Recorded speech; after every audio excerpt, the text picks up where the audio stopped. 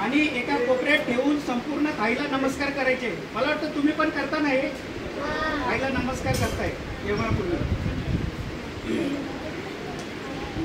मी त्यांचं हे पाहायचं आणि विचार करायचं वडील असं का करतात म्हणून। एक दिवस हिम्मत करून मी विचारलं, बाबा तुम्ही रोज हा एक घास वेगळा ठेवता आणि थाईला नमस्कार का करता, असा त्यांनी प्रश्न विचारला वडिलांना।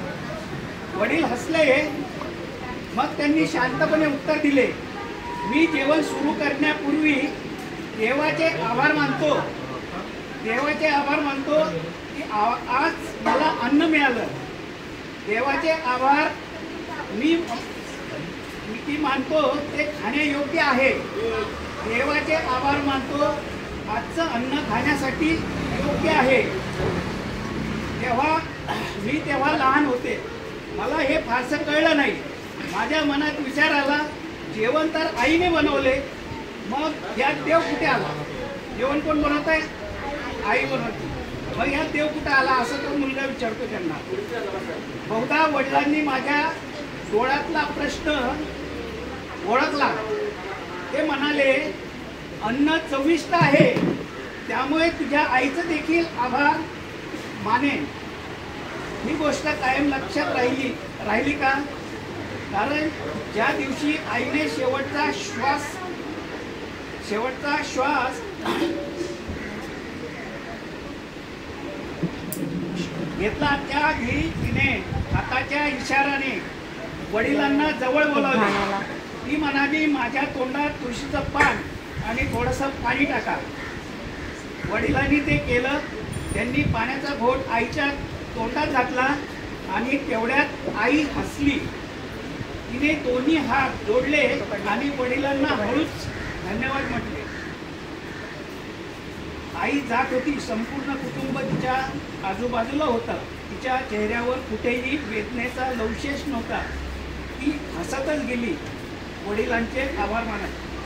कुठे गेली ती? देवा घरी गेली। कळलं का? धन्यवाद, एवढे वर्ष साथ दिल्याबद्दल धन्यवाद। माझ्या आधारात माझी सेवा केल्याबद्दल। आईचं जगणं खरंच अद्भुत होतं। आई गेल्यानंतर आयुष्याबद्दल मला मोहच उरला नव्हता। खूप उदास राहायला लागले मी।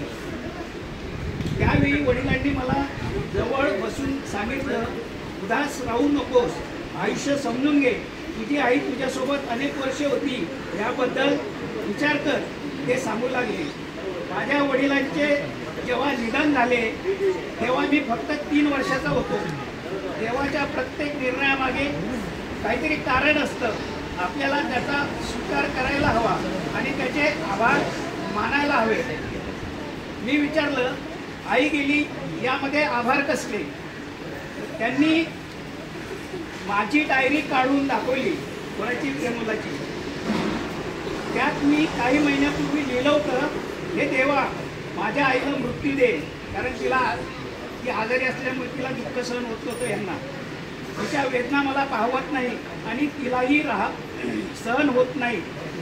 वडिलांनी दाखवलं आणि सांगितलं, तुझी आई कष्टमुक्त झाली, त्यामुळे देवाचे आभार मानायला हवे। या जगात अनेक लोक असाध्य आजारात फार त्रास सहन करतात। आईला यातून मुक्ती मिळाली, यासाठी कृतज्ञता हवी। वडिलांनी एकच गोष्ट शिकवली, आपल्या मनापासून धन्यवाद म्हणण्याची भावना यायला हवी। आपण निरोगी आहोत, आपल्याला रोज 2 वेळा अन्न मिळतं, आपल्याकडे बऱ्याच गोष्टी आहेत ज्या इतरांकडे नाही, त्याबद्दल देवाचे आभार मानायला हवे।